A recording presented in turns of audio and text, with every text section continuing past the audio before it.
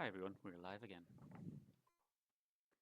So again, like earlier on today, I'm going to be doing another little demo of the product, I think, and talking through any questions that you have.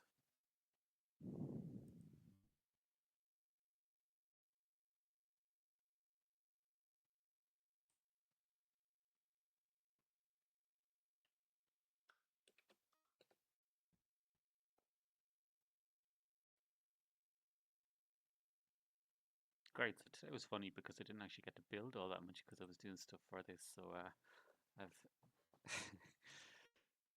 had a lot of time to put into this lately, so it's been unusual to not have so much time because I was doing these live streams instead and also other things that need to be done for it.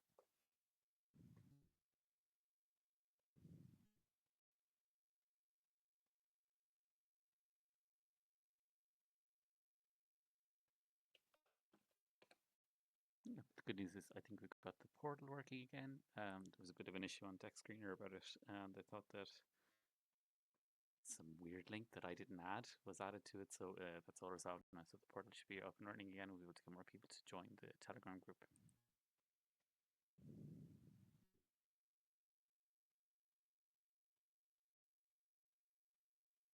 Okay, great. Just got confirmation some people can join through the Telegram group, through the portal rather, so that they're able to join again. Fantastic. So what I'm going to do, I think I'll just do very similar to what I did for the PumpFun pitch video. So I'm actually going to share that as well. Just grab that. This is the one that we did for it. So I'm going to share that and share the link. Yeah, that worked. Okay, I'll share it in the comments as well.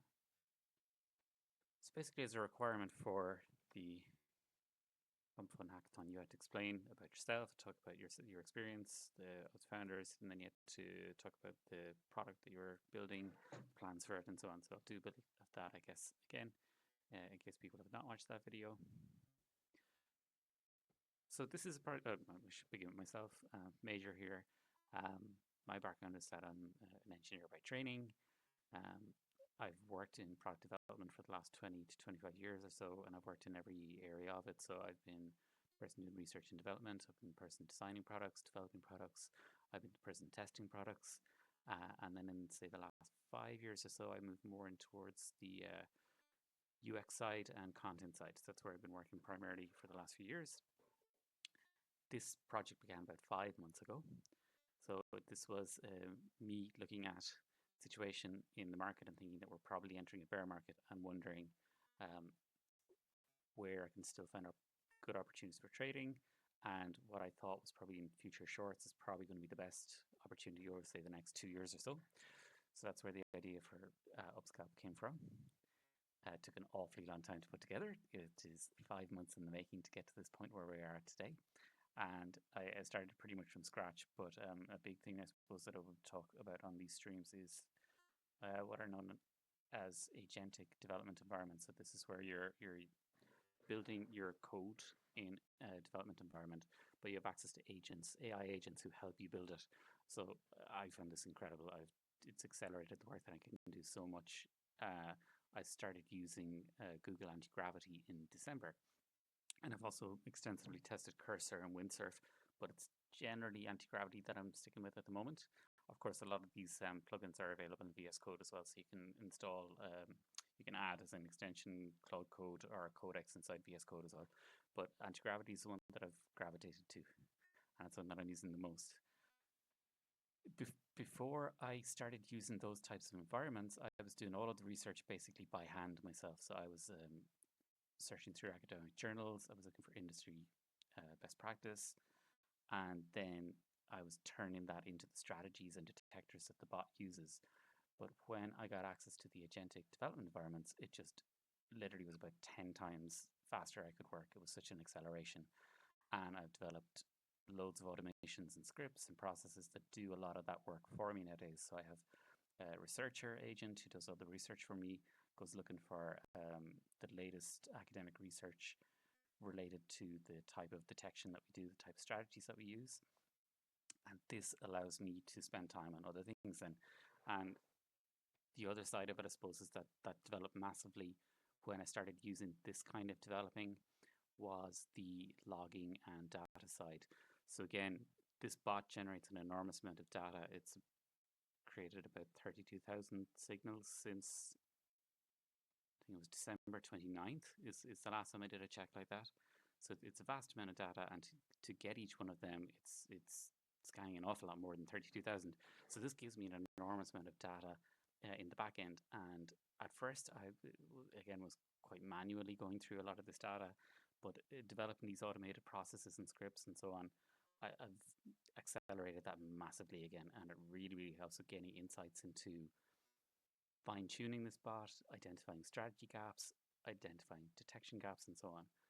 So that really is where I came to where I am today, I guess, with it. I'm just talking about the product itself. So I've released it publicly for the PumpFun Hackathon. So this is part of why I'm doing the streams, to be building in public. The idea is that for anyone, say from a novice trader to an experienced trader, you will get value from this product. If you're using the UpScalp premium bot, there's enough information there in a sufficiently user-friendly format that you'll be able to really effectively trade futures. Okay. So what I did in the streams earlier on today is that I just did a demo, really. So I'm just going to go down on the website here to where we talk about the 3 different products that are available or not available in the last case for now. But during the hackathon, there's a light version of the bot that's publicly available, so anyone can use this anytime. I've made this freely available to anyone. I'm going to do a demonstration of it in a minute. It's very simplistic compared to the premium bot, but you still get things like notifications when the market does a major shift. So when the market moves against you, say, on a trade, you'll get a notification about that. The premium bot, you have to hold 0.5% of the UpScalp token to get access to it. And as you'll see in a minute when I do the demo, it's got way more information in it, far more data. It's much more helpful, and it's also got a lot of other tools that the Lightbot doesn't have. The final version is the API bot, which does automated execution of futures trades on your CEX of choice. I'm currently the only one with access to that, and this is simply because when I'm designing these products, when I'm building something new, I risk my money before you do. So the idea is that I will extensively test it as far as I can. And then we've got a small beta group who have been brilliant, so helpful over the development of this product. They would test it next, and then finally be rolled out for the public. So yeah, it's mitigating risk at every point to make sure that we end up with a product that's very, very reliable by the time it actually reaches you. So what I'm going to do, it's going to be shorter than the afternoon session because it's late in my time zone, but I'm just going to take you through the 3 bots very, very quickly. So let's take a look here.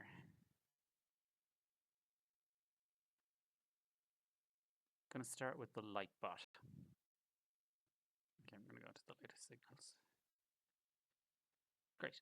So you'll see the big difference in this one is that it only receives 30% of the signals that the premium bot gets, so it's an awful lot less.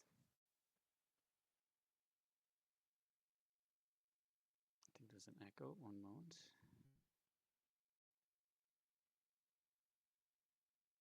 There we go. Hopefully that should get rid of it. Maybe not. Come from here.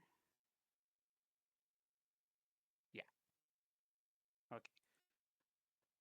But what you do get, the primary thing that you get in the Lightbot is all of the warnings. So for example, when the market turns against you, if you had a lot of shorts open, we have this exposure warning that will tell you that the market is trending against you at that point, and you may want to review your open shorts and consider closing them.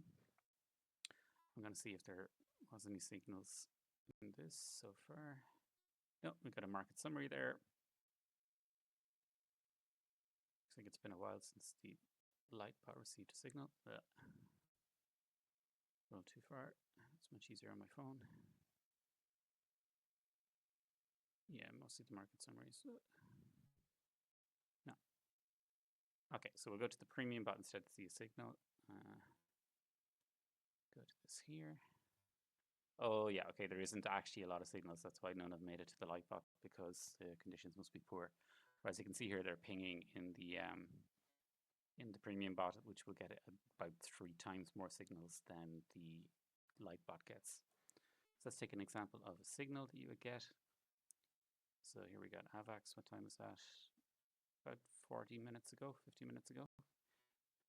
So just to run you down through what is in a signal, as you can see, it's got the name of the symbol. It's telling us it's blue chip one. The strategy. This is a short strategy.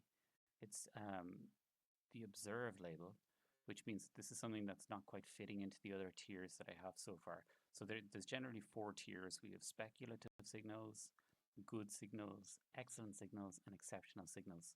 So the observe one is me trying to get more value out of the ones that don't quite fit into those ones. So this is a riskier tier.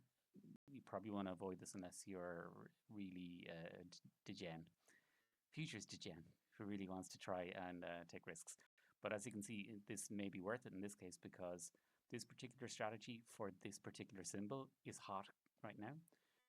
It's a hot strategy in general, but we see that this is a bad time frame. So from all of the data that I was able to collect, say every day, all the data that comes through from the bot signals, we can see patterns for the strategies. We can see which ones do better at different time frames. So right now, this is not a good time frame. Oh, we've just entered a good time. Sorry, it's a bad time for until midnight UTC. And the best time for this is in the morning UTC. In the next section, we've got some details about the current status of the symbol. So you got the price, 24-hour change, volume, volatility, and liquidity. In general, because this bot only scans the top 50 pairs by volume, generally these are going to be high anyway. So I don't really look for, or we don't tune the bot to low liquidity or low volume tokens, or symbols rather, because they would have more spikes and more likely to get caught out and have your trade closed by a stop loss. Or below that, something very important if you're trading a lot of the more famous alts, correlation with BTC. So you don't want to add too many of these together, say like 2 to 3 maximum, because they're effectively like trading BTC 3 times. So correlation can be very, very useful if you want to make sure that your trades are a bit diversified. The momentum, it seems, is behind the short right now. But in the next section, we can see the reason why this is in the observed tier. This particular short is not so strong. It didn't score very well. So in the back end, there's a very, very complex system of scoring based on the particular strategy, the detectors that found the signal, guardrails, risk assessment, and so on. Loads and loads of filters and guards in the back end. And they end up with a score calculated.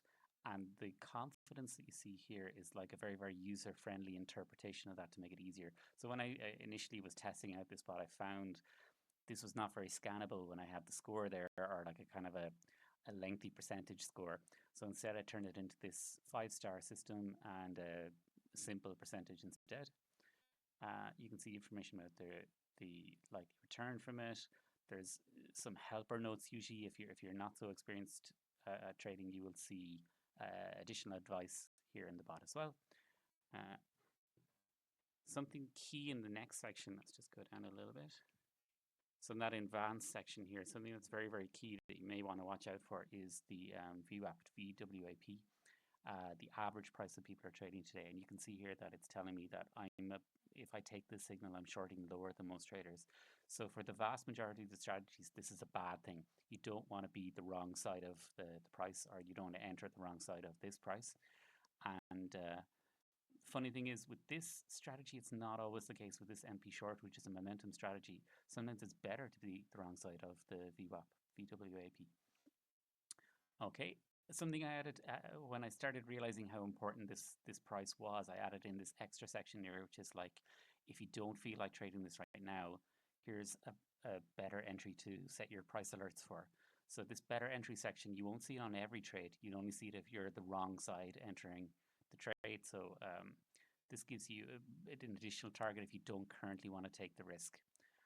And then maybe the key section for the one that if you decide you want to take the trade, this is the section that you're really going to look at, which is the setup for the trade. So UpScalp in that scoring system that's in the back end, where it's calculating the risk versus reward and so on, and the current market status, the context that this signal is sitting in, and it calculates the score, it also calculates the maximum recommended leverage for it.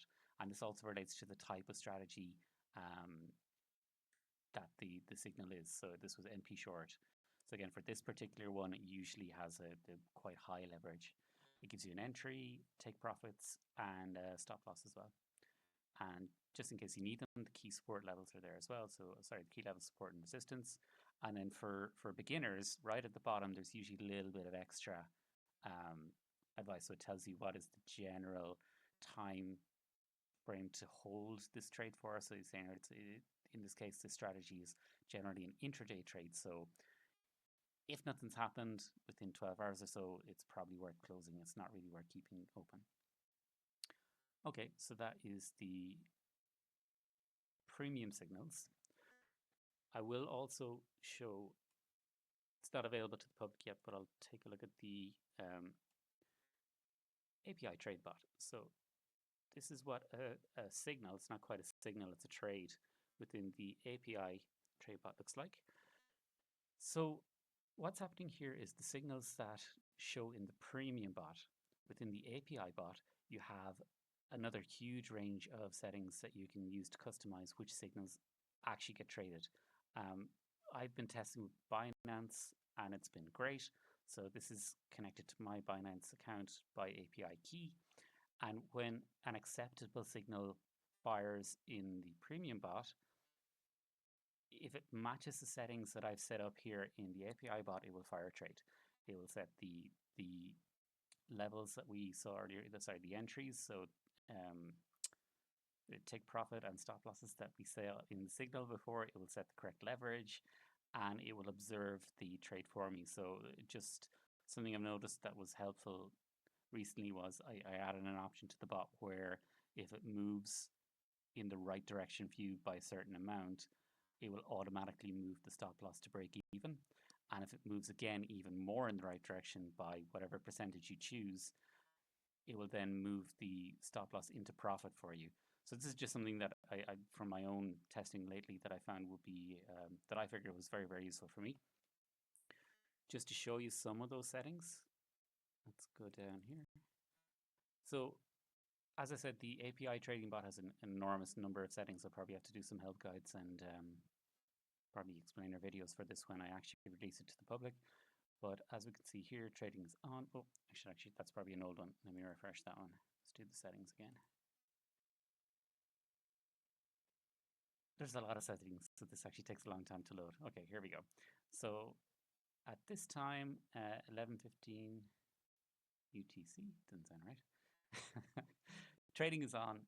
Traffic light means is red here. So what I have is based on the signals that have fired in a 24-hour period, in a 72-hour period, and the open positions currently. So trades that haven't, signals that have not closed yet, hits take profit or stop loss. I calculate a score overall for the state of the market, and in particular for the state of the quality of the signals. So right now, in the current market conditions, the signals are not very profitable, so it's red. So this would warn you in the premium bot and in the API trading bot that you shouldn't really be trading at the minute. Don't use the signals. So this is why there's not a lot of trades firing on the API bot today. You can set a stake, minimum required score. So 7.0 here is around 57 in the UI. That's in the premium bot, so it's slightly different in the API bot. Stop loss migration, that feature I was telling you about a second ago, it's on here.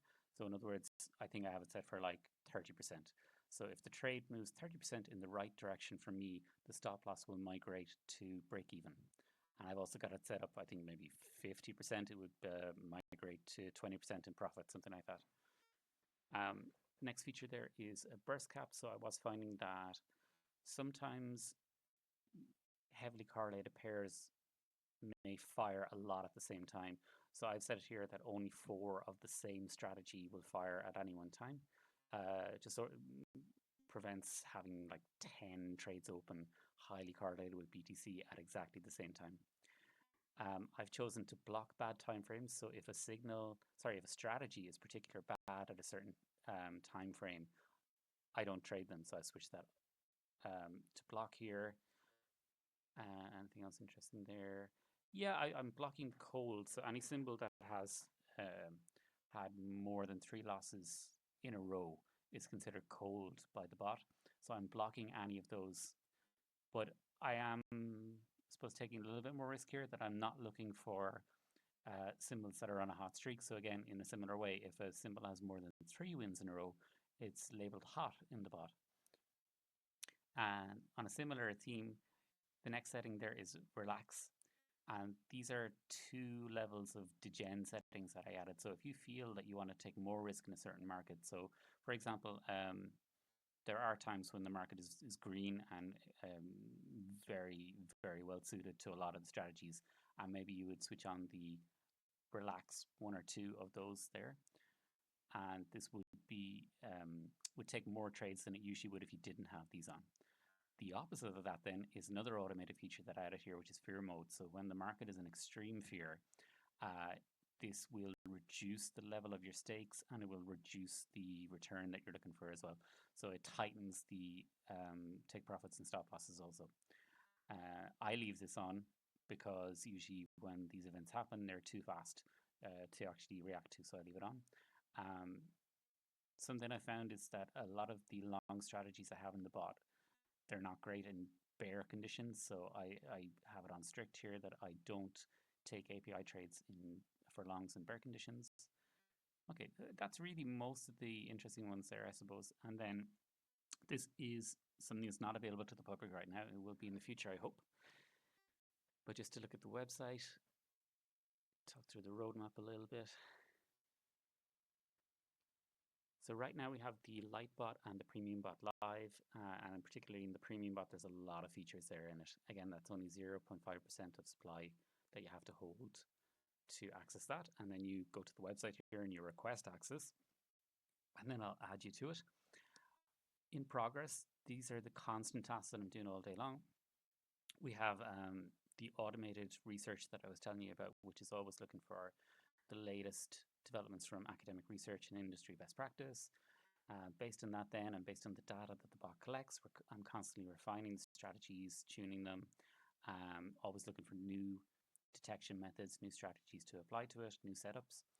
What is coming in the future would be wider access to the API bot. So as I was saying, I'm the only one who has access to it now. I haven't got a price for that yet. I haven't put a price on it, but I think it will be more expensive, more costly than the premium bot because it's really good, basically. So I'm going to have to charge more for that when I eventually decide on pricing. So I'm going to keep it short for this particular stream, but that's basically it. If you have any questions, let me know. I'm going to just take a look at the Telegram group, and I'm going to take a look if there's anything in the chat here at the minute. Let's just quickly scan through. Great, looks like the change to the portal is working and it's updated by text screeners. Oh, fantastic. Oh yes, I had slow mode on earlier. Sorry about that because we had a bot attack. But I think we're fine now because the portal is working fine. Great, doesn't look like there's any questions. So yeah, I'm doing this every day. I did one earlier on. I usually do it at like 1700 UTC. It'll probably be 1800 UTC tomorrow. And then just ask the community if they would like me to do another one in the evening, another talk through of the bot, another demo of it. And they said yes, so that's why I'm here doing this. I'm very active on Twitter as well, and I'm constantly watching the Telegram group. So if you have any issues, if you have any questions, just let me know. The Telegram group is probably the best place to get me, or if you need to send a message on X, that's fine as well. If you have 0.5% of supply, make sure that you go to the website and then you request access. I did a session at 1700 UTC where I was adding people to the bot. So at the moment, I'm adding people manually, but all of that will be automated soon as well. And also the wallet checker, I've already built a little app to check your wallets to make sure that you actually always have 0.5% of supply, because when people are, if anyone sells, they will be automatically removed from it. So all of these things I'm automating as much as I can. So it can be hands off, it can run itself. So then I have more time to work on actually pushing the development of the app. Great. So I'm going to just leave it at that for tonight because there doesn't seem to be any questions. But thanks very much for listening in. I'll be here again tomorrow and we'll be building in public